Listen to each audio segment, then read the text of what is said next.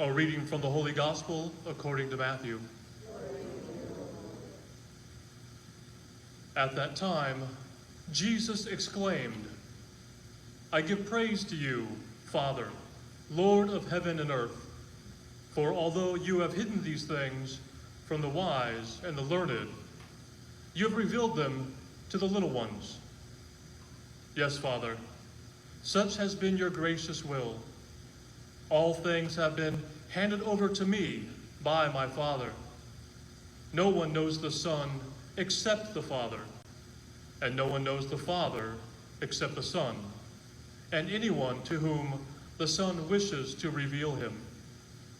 Come to me, all you who labor and are burdened, and I will give you rest.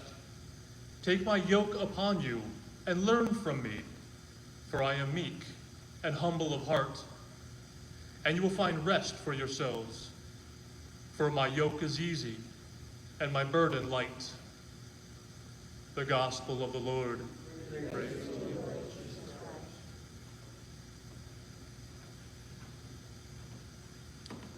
One of the themes in my diaconal ministry, one of the themes in really my preaching style, is that I always truly believe that the Gospels are so relevant to us right now, today, as we sit here together at church, as you sit at home right now. The Gospels speak to us. They spoke to those gathered on that day, and they spoke to everybody throughout the ages since then, but they speak to us in a very special and personal way today. And I really see some great examples and some really powerful statements that our Lord makes here.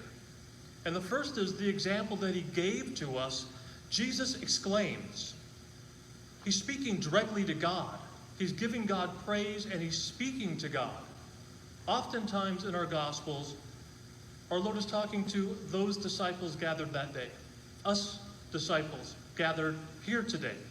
But right here, our Lord shows us how important it is for us to talk to God, for us to be in relationship with God the Father.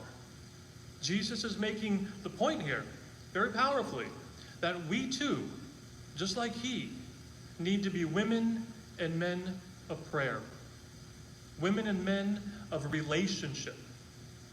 Women and men who talk to God, who converse with God, just as our Lord gives us this beautiful, beautiful example of. And then I love how Jesus starts talking about, and he talks about how God is hidden from the wise and the learned, many of these things. And it got me thinking. We oftentimes, I know, I can only speak for myself, and I'm guilty of this a lot. I oftentimes think I know what God's plan is for me.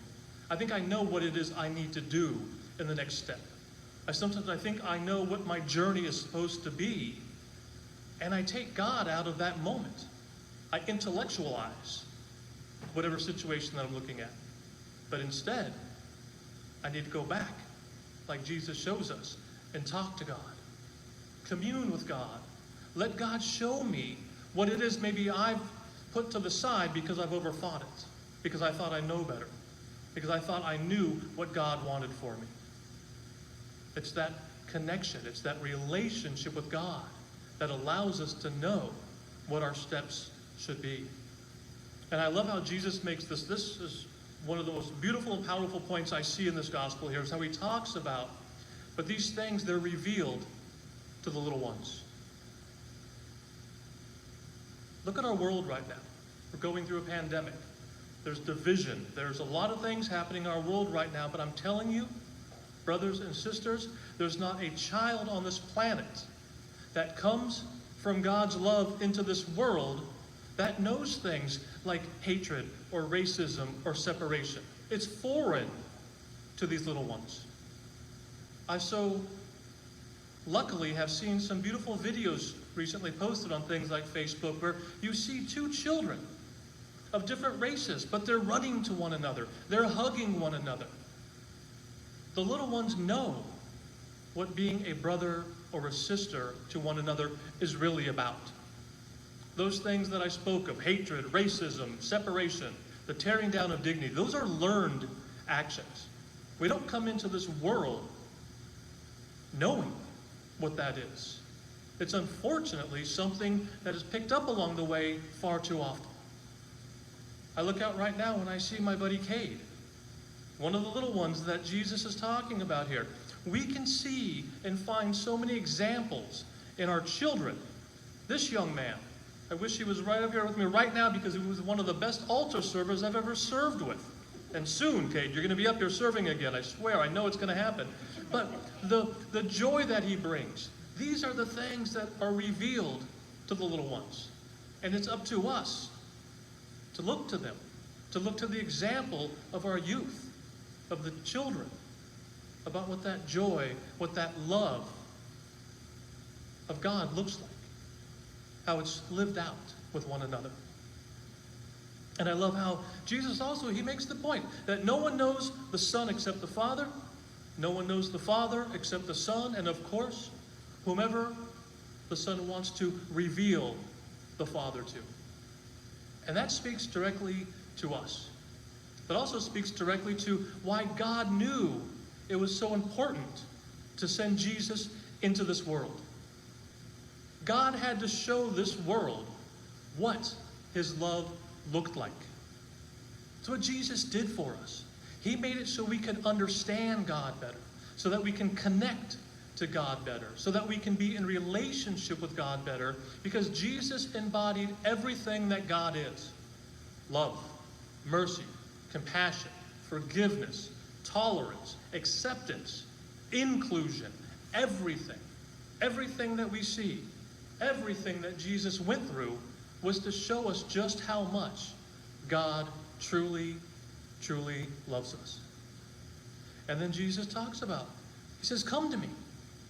That's relationship. Come to me. Be with me. Let me be with you. And all of you who are labored and who are burdened.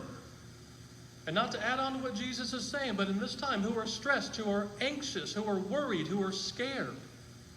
Come to me. That's what Jesus is saying to us right now.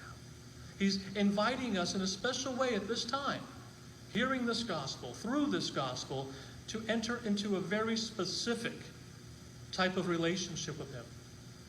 If we're going to make it through these times that we're facing, the fact that I can't have Kate up here serving with me right now, the fact that you're having to wear masks in church, seated far apart, if we're going to make it through those times, that love of God, that love for one another, and that relationship with Jesus is what's going to get us through.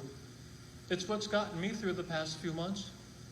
Of course, the love and relationships and the tolerance that my wife has for me, being locked at home most of the time, but praying, talking to Jesus, talking to God, sitting on my patio and having a conversation with God. That's where we're going to find this much needed rest that our Lord speaks to us about. So again, let the Gospels, let them speak to our hearts every time we hear them. Today, tomorrow, next Sunday, every time we hear the Gospel, it's our Lord speaking to us. It's our Lord communicating with us. Let us be in that type of intimate relationship with our Lord.